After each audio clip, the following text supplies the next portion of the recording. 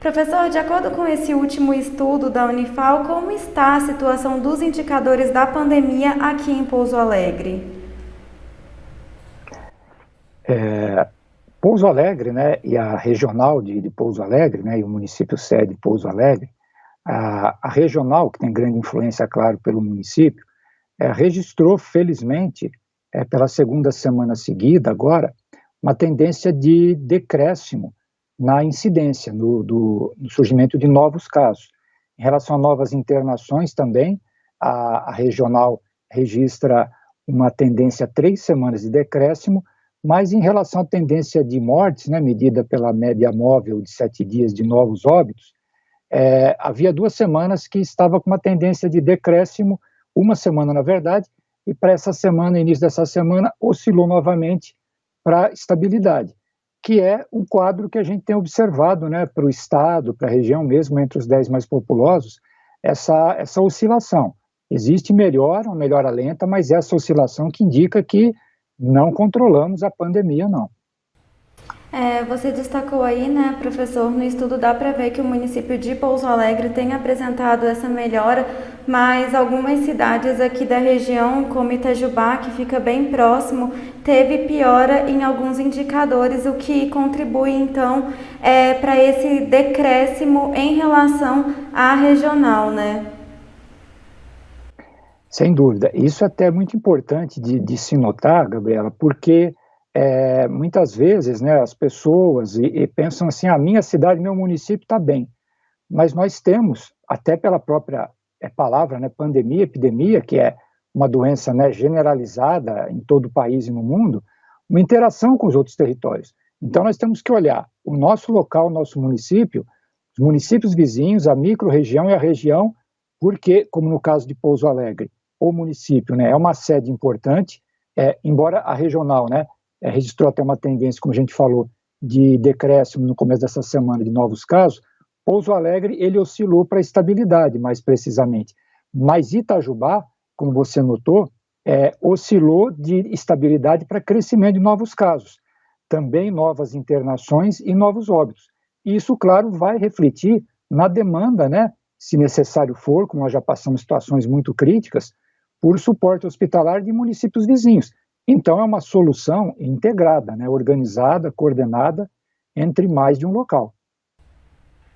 E professor, nesses últimos dias a gente tem percebido que a vacinação nos municípios tem avançado, mas a cobertura, né, ainda é baixa. E outra preocupação que a gente também tem tido agora é em relação à variante Delta. Inclusive o secretário de Estado de Saúde disse essa semana que já há confirmação de circulação comunitária. Então, a importância aí de continuar com esse alerta da prevenção à Covid, né, professor?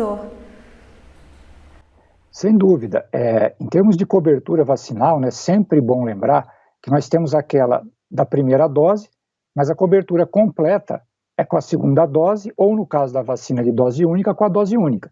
Quando a gente vê essa cobertura vacinal completa em relação à população total, né, não só maiores de 18 anos, saiu, aliás, um estudo recente, né, que mostra a importância também das crianças em poderem transmitir, né, embora, felizmente, elas não sejam tão afetadas por sintomas graves.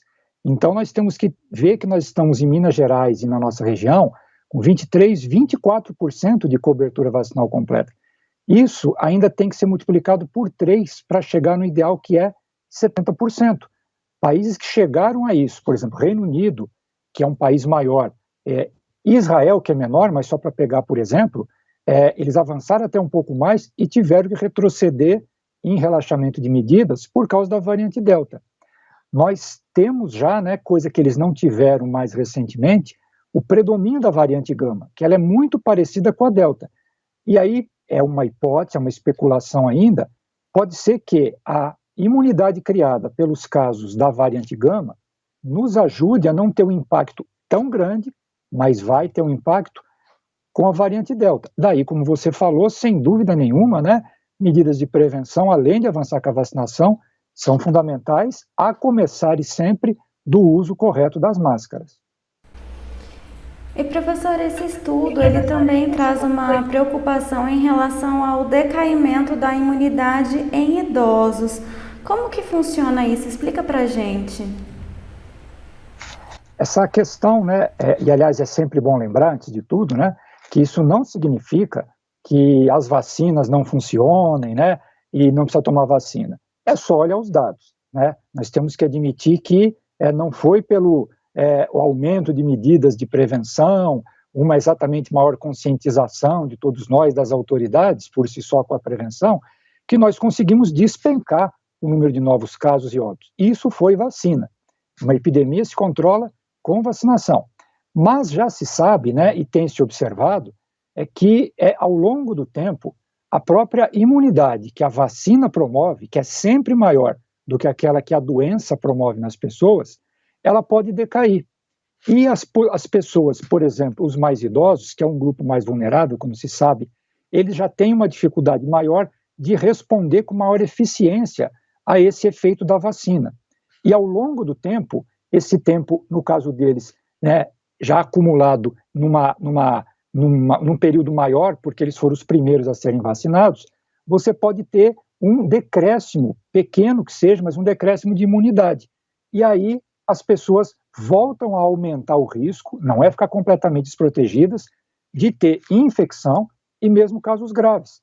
E o caso da variante Delta é um risco para isso, porque todas as vacinas até agora no mundo, elas foram desenvolvidas com variantes do início da pandemia.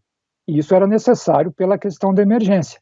Então, esse é um alerta, quer dizer, é uma coisa que já se sabe, né, em vacinologia, mas não quer dizer que a vacina não funcione, só que tem que nos trazer, então, mais preocupação com a prevenção. E vamos frisar, especialmente o uso da máscara, porque a variante Delta, mesmo a gama, mas a Delta mais ainda, ela produz uma carga viral maior, ela tem mais facilidade, mesmo usando máscara, e se for incorretamente, de poder contagiar o ambiente e outras pessoas. Professor, muito obrigada por todas as informações, esclarecimentos e disponibilidade de conversar com a gente aqui no Mando News. Eu que agradeço sempre a oportunidade, sempre à disposição, né, nosso papel de levar, né, não só notícia ruim, né, mas frisar que estamos avançando, mas temos que fazer isso com responsabilidade e o papel de vocês aí tem sido estratégico, muito importante. Obrigado pela oportunidade.